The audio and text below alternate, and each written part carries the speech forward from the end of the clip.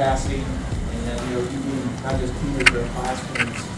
Talk about what you guys did, to just kind of keep him. I mean, I was with the flag, visited the grave yesterday. Just talk about keeping him in the thoughts throughout the season and coming through with the championship.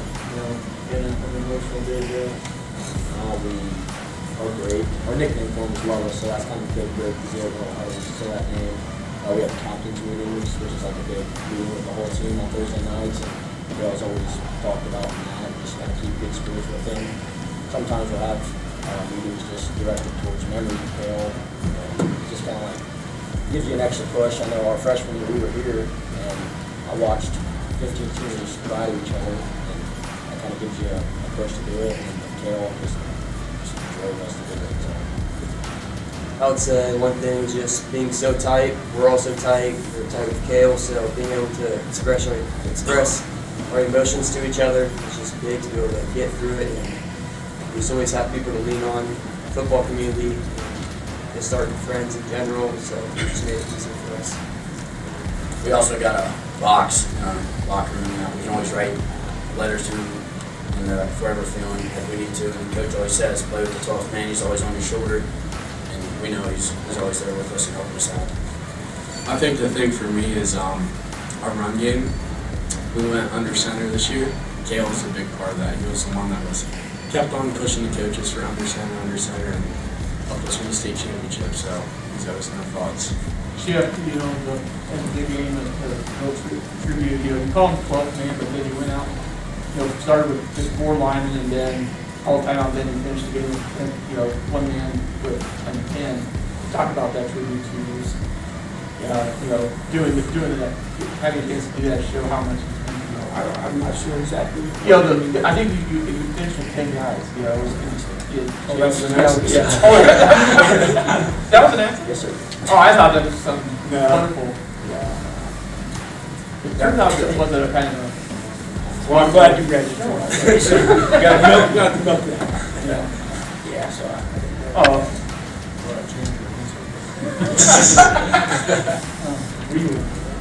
Chip, can you talk about Miles, the game he had as a running back? 23 carries, 127 yards, and just really being the high hand today.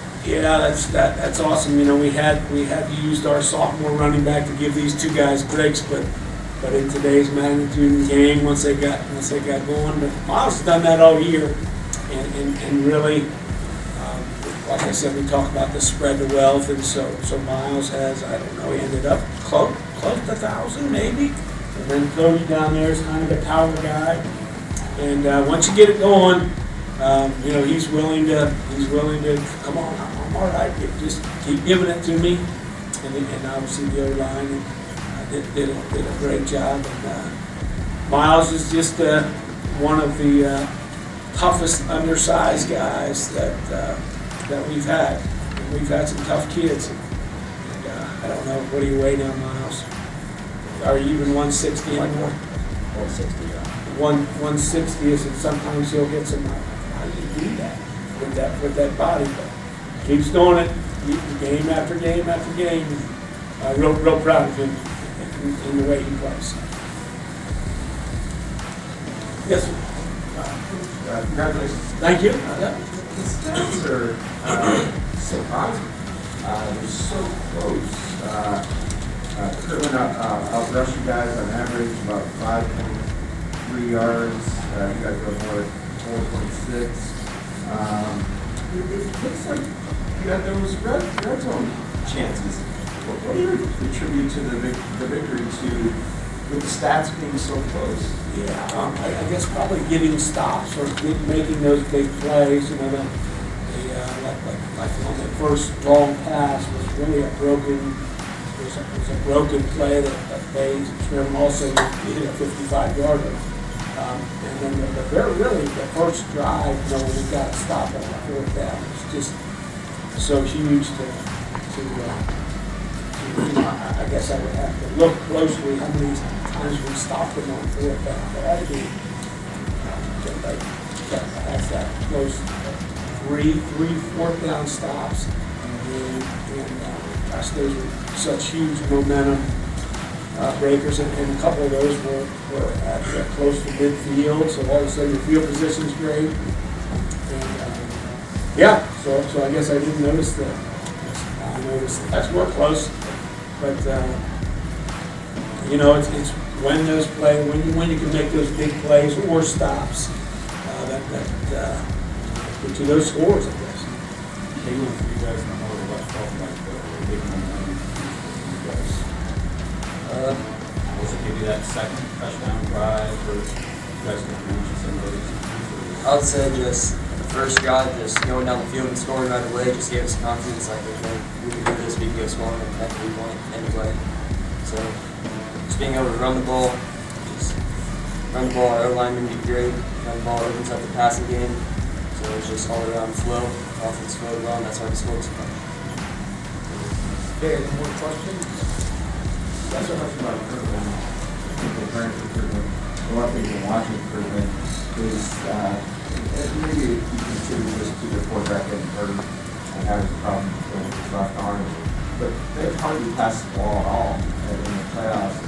Knowing that you probably weren't going to see a lot of passing, and the passing they're not clicking on all cylinders, how does that influence your defensive approach to stopping Kirtland? Yeah, obviously, you know, we've seen him for years have that style. We played Clinton Massey this year. It was a very similar style, and we played great in that game. And we have this phrase that Coach Wayne, who's one of our retired coaches, who was a D coordinator, and he would touch that nose and say, "Fellas, you're gonna have to get your nose bloody today if we're gonna win this game. Keep your pads down," and over and over. And Joe, you were one of our assistants, talked about, "Fellas, defense, you got 50 more plays the rest of your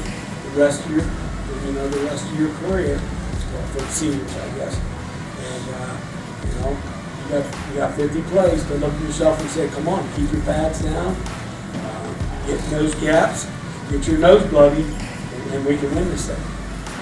And every time we finish our prayer after the game, it's help us become better young men and better adult men, for that matter. So as they grow, hopefully, we tend to, as coaches, our coaches, get to know these guys so well, and we'll see them down the road, and hopefully they feel like the program helped them become better young men. To any of you seniors, what you guys want to take away from your time? I think this whole football program is absolutely amazing. I mean, I don't know about other teams. I know the whole MAC area is awesome, but I don't think we have a better group of coaches that allow us to have fun every single day, but also take it as serious as they do every single day, and it's just an absolute blast. And I think every single senior that is going through here says they miss it. I'll second that. I think that all the coaches, they teach a lot more than football. Coach O specifically, he always talks about stuff outside the game and stuff that you can take to your life afterwards, so he's a great guy for that. Grandpa talks, right? Miles always talks about my grandpa talks at the end.